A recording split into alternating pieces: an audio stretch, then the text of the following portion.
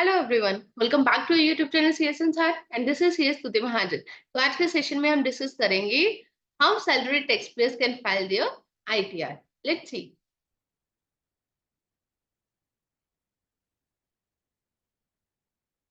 How the salary taxpayers can file there ITR online for financial 2023-24।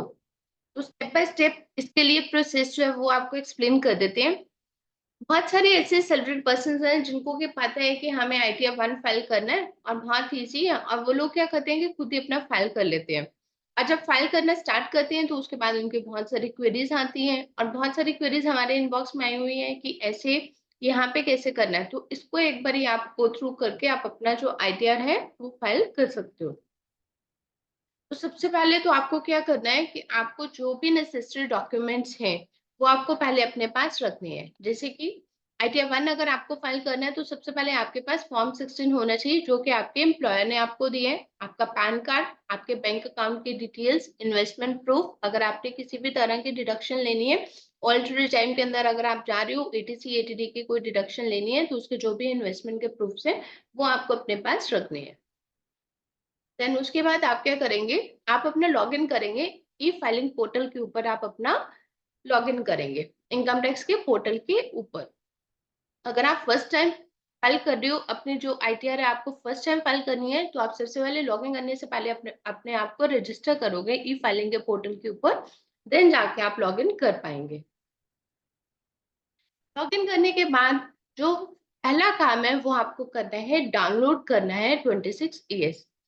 कई सारे लोग क्या करते हैं कि जैसे ही उन्होंने लॉगिन किया, लॉगिन करने के बाद वो फाइल करना स्टार्ट कर देते हैं। ठीक है, अपनी इन्फॉर्मेशन सीधा आईटीआर के ऊपर चले जाते हैं। तो आईटीआर के ऊपर जाने से पहले आपको अपना 26ES जो है वो डाउनलोड करना है। 26ES एक ऐसी स्टेटमेंट है जिसके अंदर आपके टीडीएस की डिटेल, जो भी आपका टीडीएस डिडक्ट हुआ है, अगर कोई टीसीएस है आपका, या फिर आपने कोई एडवांस टैक्स किसी भी तरह का अगर कोई पे किया हुआ है, तो वो सब इंफॉर्मेशन वहां पे आ जाती है। तो ये सारे के सारे पहले आपको डाउनलोड करना है। देन आपको चेक करना है कि आपके आईटीआर फॉर्म के अंदर और जो आपके 26ES फॉर्म के अंदर जो इंफॉर्मेशन है वो करेक्ट है, कहीं वहां पे मिसमैच तो नहीं है। अब नेक्स्ट नेक्स्ट स्टेप हमारा आता है select the appropriate ITR form. क्योंकि हम सैलरीड इंडिविजुअल्स की अगर बात करें तो सैलरीड इंडिविजुअल्स के लिए आईटीआर 1 फॉर्म जो है यही फाइल होता है। और आईटीआर 1 फॉर्म जो है वो फाइल होगा अगर आपकी इनकम जो है सैलरी से वो 50 लाख के अंदर है, इनकम आपकी सैलरी या पेंशन से है, साथ में 1 हाउस प्रॉपर्टी की इनकम है, तभी आप आईटीआर 1 के ऊपर जा सकते हो। और अगर आपकी इनकम फ्रॉम अदर सोर्सेज है, इंटरेस्ट है, तो आप आईटीआर 1 के ऊपर जा सकते हो। मीन्स आईटीआर 1 अगर आप फाइल कर रहे हो तो मेन इनकम आपकी हो गई सैलरी से। सैलरी के साथ अगर आपकी कोई हाउस प्रॉपर्टी से इनकम है या फिर अदर सोर्सेज, कोई बैंक इंटरेस्ट, किसी भी तरह का इंटरेस्ट इनकम है, तो उस केस में आप आईटीआर 1 जो है वो ऑप्ट कर सकते हैं। ठीक है, अब नेक्स्ट आपके पास क्या आता है कि आपको fill in the ITR form. अब आपने आईटीआर फॉर्म को फिल करना है। आईटीआर 1 जो है आपको कैसे, इसके अंदर असेसमेंट है आपका कौन सा रहेगा, 2024-25। 2024-25 असेसमेंट के लिए जो न्यू टैक्स रिजाइम है वो हमारी डिफॉल्ट टैक्स रिजाइम है वहां पे। तो ऑप्शन जो है आपको नो वहां पे ऑटो सिलेक्ट करके आएगी। और अगर आपने न्यू रिजाइम से बाहर आना, मीन्स अगर आपको ओल्ड रिजाइम के अंदर जाना है, तो आप उसको यस करके तो वहां से बाहर भी आ सकते हो। अब जो आईटीआर फॉर्म है वो आपको भरने की आपके पास, या तो आप डायरेक्टली वहां पे पोर्टल के ऊपर जाके आप अपना आईटीआर को फिल कर लो, या फिर आप ऑफलाइन यूटिलिटी के साथ इसको फिल कर लो। ऑफलाइन यूटिलिटी में आप जावा यूटिलिटी को यूज कर सकते हो या फिर एक्सेल बेस्ड यूटिलिटी को यूज कर सकते हो। अगर मैं बात करूँ यूटिलिटी को यूज करने की, तो यूटिलिटी को यूज करना डिफिकल्ट है। यूटिलिटी को यूज करना खुद से तो ये थोड़ा सा डिफिकल्ट है। अगर आप यूटिलिटी के ऊपर जाना चाहते हैं, अगर आपकी कोई कॉम्प्लेक्स इन्फॉर्मेशन उसके अंदर है, तो आई वुड प्रेफर कि आप प्रोफेशनल के पास जाकर ही अपनी जो आईटीआर है वो फाइल करवाओ। अब इसके अंदर क्या है, आपने जो भी एंटर करनी है डिटेल्स, आपके पास वहां पे प्री फिल्ड इन्फॉर्मेशन काफी सारी आप देखोगे कि वहां पे होके आ जाएगी। फिर भी आपको क्रॉस चेक करना है कि जो भी वहां पे प्रीफिल्ड इन्फॉर्मेशन आई है वो आपके फॉर्म 16 के साथ या फिर आपके जो भी रेलेवेंट डॉक्यूमेंट्स है उनके साथ आपकी मैच हो रही है। ये सेक्शंस कौन कौन से आपको फिल जो करने हैं वहां पे, या फिर जो प्रीफिल्ड होके आते हैं आपको क्रॉस चेक करने हैं। पैन, आधार नंबर, नेम, एड्रेस, ये सब आपके वहां पे प्री फिल्ड आते हैं, क्योंकि जैसे आपने लॉग इन किया तो पैन आधार नंबर ऑलरेडी वहां पे सेव्ड है, तो सब प्रीफिल्ड होके आएगा। सैलरी से जो इनकम है, क्योंकि आपका फॉर्म 16 आपका टीडीएस डिडक्ट हो रखा है, फॉर्म 16 आपको मिला है, तो ऑटोमेटिकली एम्प्लॉयर ने जब अपनी रिटर्न फाइल की होगी, टीडीएस की रिटर्न फाइल की होगी, तो आपके 26 ईएस के अंदर वो रिफ्लेक्ट हो जाएगा। डिडक्शंस, अगर आपने कोई डिडक्शंस लिए हैं, आपने अपने एम्प्लॉयर को उसकी डिटेल दे रखी हुई है, एटीसी एटीडी की जो भी डिडक्शंस हैं, तो वो डिडक्शंस भी ऑटोमेटिकली फिल होके आपके पास वहां पे पोर्टल पर आ जाएंगे।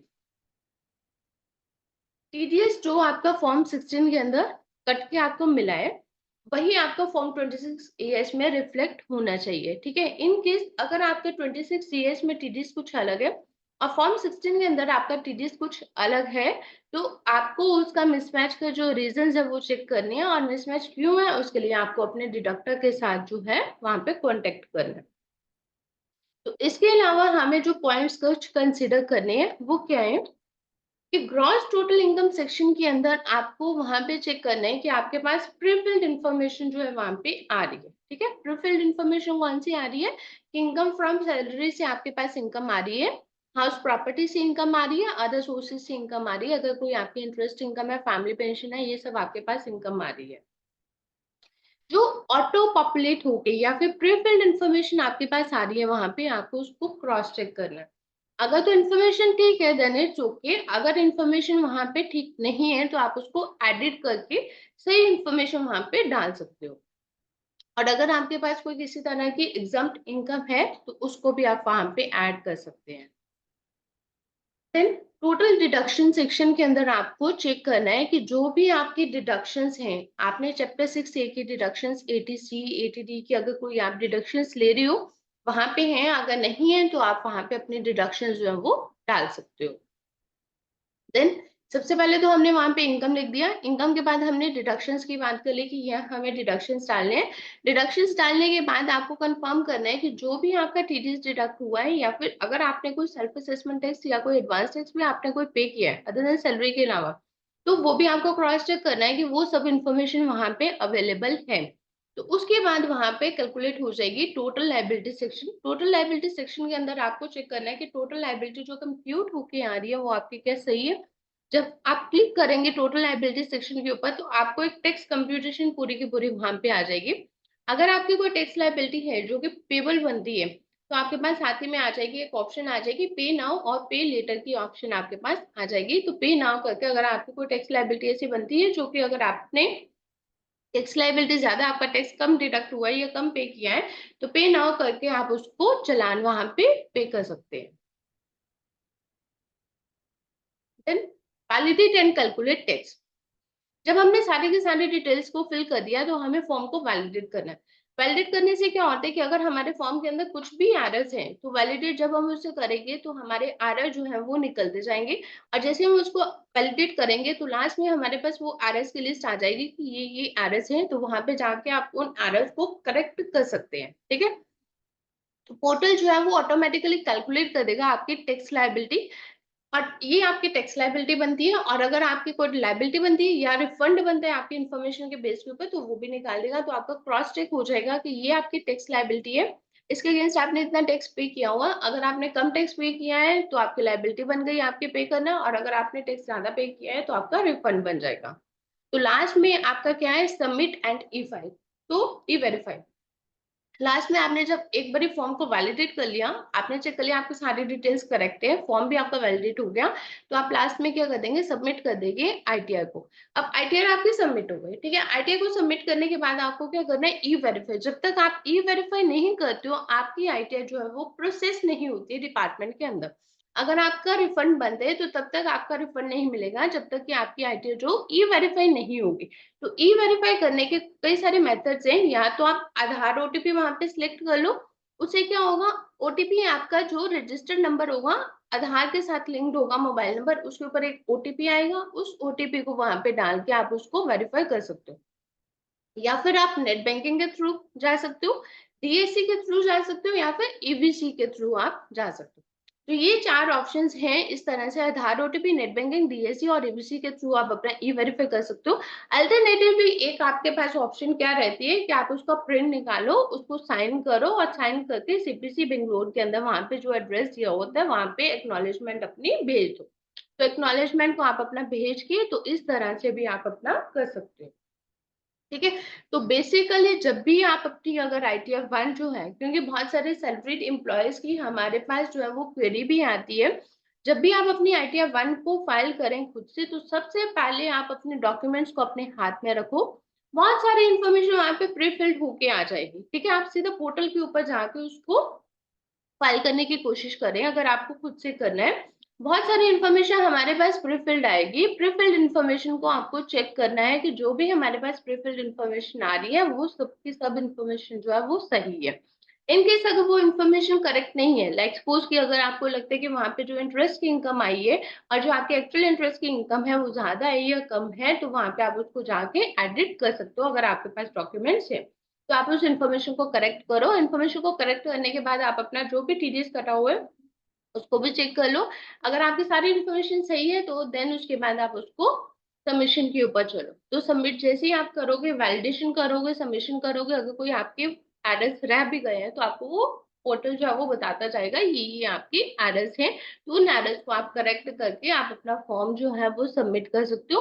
और सबमिट करने के बाद ई वेरीफाई करना कभी ना भूलें और कभी भी ना छोड़ें कि हम ई वेरीफाई जो है वो बाद में कर देंगे। बहुत सारे केसेस में क्या होते हैं, इवन के जब लास्ट डेट्स होती है हम भी यही करते हैं कि सबमिट कर देते हैं ई वेरीफाई कि लास्ट में बाद में कर देंगे, क्योंकि उसके लिए हमारे पास टाइम रहता है।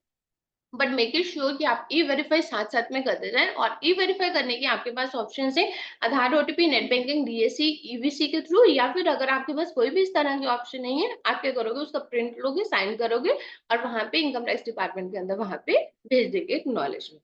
So this is all for the day. In case अगर फिर भी अगर आपके पास कोई क्वेरी आती है तो आप हमें पर्सनली पोस्ट कर सकते हो। So this is all for the day. Thank you for watching this video. Please subscribe to our YouTube channel CS Sansar. Thank you.